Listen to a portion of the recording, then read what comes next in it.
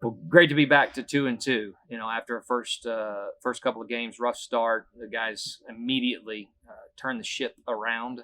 It started and ended on the mound. I thought Jack Klein competed. I thought he threw strikes. I thought he attacked with 3 pitches, and that's why we wanted to start him right there. That's what he did on Friday when we got down. And our plan the entire time was to get the ball to TK and let him go as long as he could.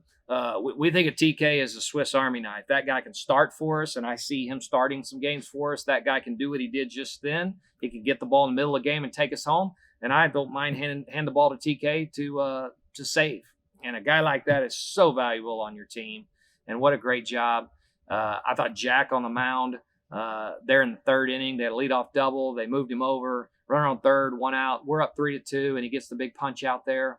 And then we were able to score there again in the 4th, and we're able to put up a 0. Jack started off with a couple of walks, and I know he's disappointed about that, but we brought in TK there to get the left-hander out. He gets the big punch out on the slider, and then we're able to expand. And the challenge in the dugout was, we took the lead early. That was challenge number 1 before the game started, was score first.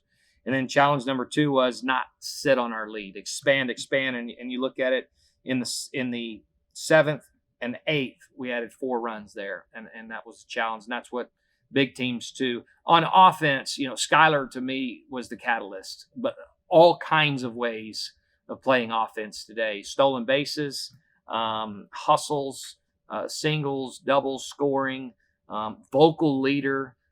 He's just a really tough player who plays the game the right way, and guys rally around him, and he seems to always be in the middle of one of our big innings. So very important win. Memphis, good program, good club.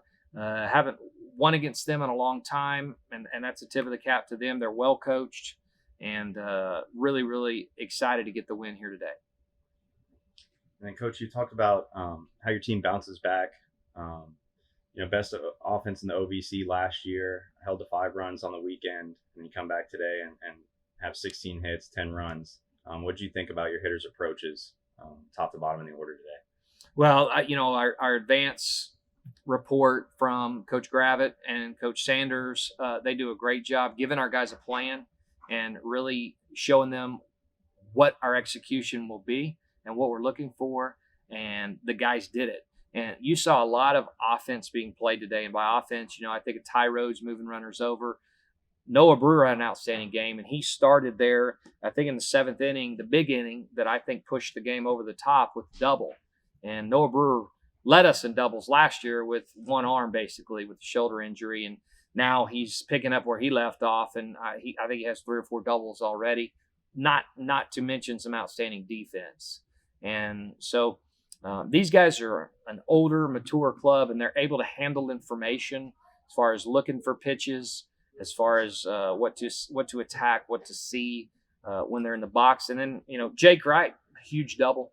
And a great catcher does his job when nobody notices him, kind of like offensive line.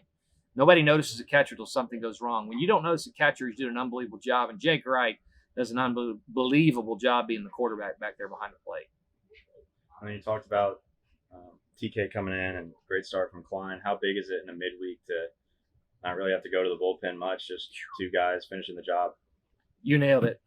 We had Stubber kind of stretching out, but on Sunday we had gone to Stubber, McKnight, and Weatherly in long stints, 2+ for all of them.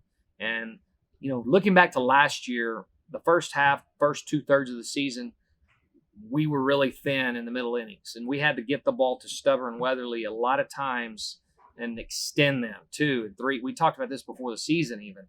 And to have Klein and TK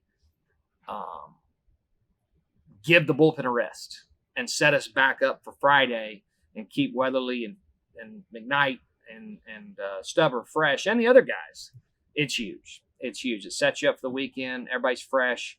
And those guys, Klein and TK, are 2 of our best bullpen arms. I mean, those are weekend arms. But we were able to get them in there tonight and get a win. Thanks, Coach. Great win. You bet. Go Trojans. Skyler, I'll just start with you. 2 for 10 on the weekend. Big day today. 4 for 5. Couple driven in. First extra base hit of the year. Is there any change in approach coming off the weekend, or is it always just same old, same old? I mean, no, I wouldn't. I would say the approach has always been the same. I kind of got off to a slow start, like you said, but just trying to stay up and just keep doing my thing, and it happened to turn around tonight. And then saw they were shifting you a little bit more than we're used to seeing here at home. Is that something where you try to poke the ball the other way? I saw you do that once or twice. Honestly, I mean, I didn't even realize they were even shifting me, but I just tried to put my nose in there and just put the barrel on the ball, and I guess it found the holes. And TK, great outing for you out of the bullpen, big bounce back after the weekend. 4+, I think 10 in a row at one point there. It seemed like you were really bringing the energy, and the guys were really feeding off you. Yeah, I think this past weekend we were lacking energy a little bit, at least on the field. So I thought it was important for me to try and involve my teammates in the dugout in the game and kind of hype everybody up. Well, you did that. Appreciate it. Nice one. Thank you. Good work, man.